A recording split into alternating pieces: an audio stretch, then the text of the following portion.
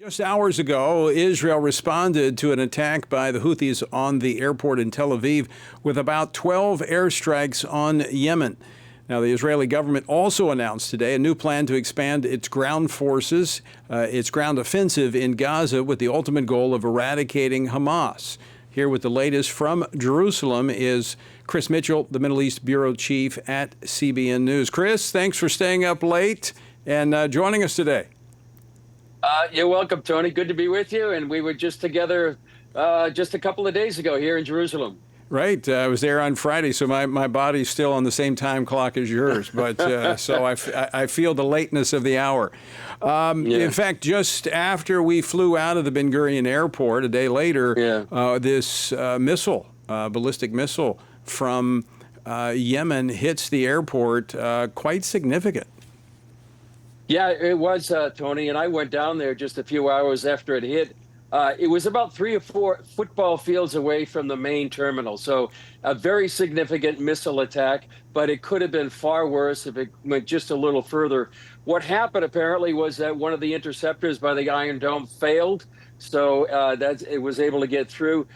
In the past several weeks, Israel has shot down 26 of the 27 ballistic missiles that Yemen has fired, but this one did get through. And then you see the response earlier tonight by the IDF and hitting Hodeidah, which is their main port down there in Yemen. And also, as you mentioned, a huge, significant change in strategy by the IDF. They're no longer going to have sort of these special operations where they take over land, but then they in Gaza, but then they leave it.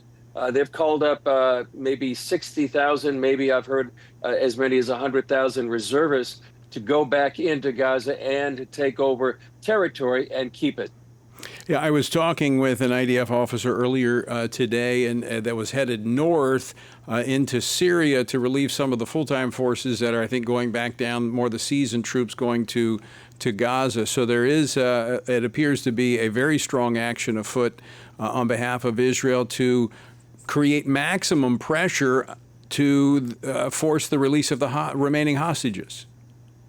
Yeah, that's right. The two main goals, first of all, to destroy Hamas as a military force and also put the pressure on Hamas to release those hostages. It does carry risks. The IDF chief of staff did, as he presented this proposal to the Security Cabinet, said it could mean the loss of some of the lives of the hostages. But right now, that's where they believe they need to go, and to really bring an end to this war eventually by taking Hamas's advantages away and trying to take the territory that Hamas has been trying to keep. And also they have a plan, Tony, to make sure that the humanitarian aid that goes into Gaza will not be stolen anymore by Hamas, but also a plan so they could secure a security perimeter around the distribution of the humanitarian aid, but make sure that it gets directly to the people in need.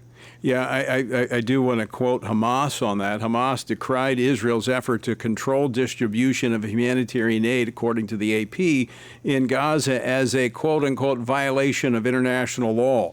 Of course, Hamas being an expert on international law, I'm sure.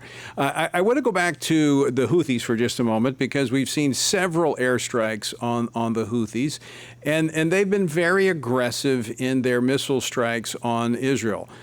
So first question is, how is it that after these multiple retaliatory strikes by Israel, are the Houthis still operating? Even the United States has hit them. How is it they're still doing this? And number two, we must remember they're a proxy for Iran. This is only going to be eliminated, I believe, when the threat from Iran is eliminated. Yeah. First of all, the reason why they seem to be able to continue to fire ballistic missiles, it's a great question. It's a lot of people are wondering, how can, after several weeks of a U.S. bombing campaign and the Israeli campaign that has been going on even before the U.S. campaign, how can they do that? Well, the explanation that I've heard is that for years they've been hiding these mobile launchers throughout the desert. And so they've been able to pull these out when they can and fire them. And also, I've been told that they're doing it in daytime. They had been doing it at night, which gives even more distress to people here in Israel running to the bomb shelter in the middle of the night. But because the heat signature is so good at night, they do it at the day, which gives the U.S. and Israel their surveillance systems a little harder to track them. But the other point is exactly what Prime Minister Benjamin Netanyahu and a few weeks ago President Trump said. It's really Iran, which is the mastermind and supplying these ICBMs to the Houthis. They're the ones that are really controlling by policy, by their arms. And so the other thing that Prime Minister Netanyahu said yesterday, they're going to make sure that they hit Iran as well because of these strikes against Israel, and particularly the one at the airport. What do you think is the time frame of this new plan in Gaza in terms of, it sounds like this is much more aggressive than we've seen in the past. It's almost as if they want to finish this off. Yeah, I understand, Tony, that it's going to be done in stages. Also, it may begin in earnest after President Trump comes here next week when he visits Qatar, the UAE, and Saudi Arabia. But it will go in stages. But I've been told it's going to be vast. It's going to be decisive. It will take time, though, to get up to its maximum effect against Hamas. By the way, they already control about 30% of the Gaza Strip, and they have done a lot of infrastructure to make sure that this plan goes into effect. So it seems like they do want to bring an end to this and try through this campaign to bring the hostages home as well. Are we seeing any of the Palestinians departing the Gaza Strip, or are they still being blocked from leaving? I think they're still being blocked by leaving by Egypt. And a lot of people have been saying for a long time, you know, in a war zone, usually people have a freedom or they can try to escape. But right now, since October 7th and the war began, most of these Palestinians are unable to leave.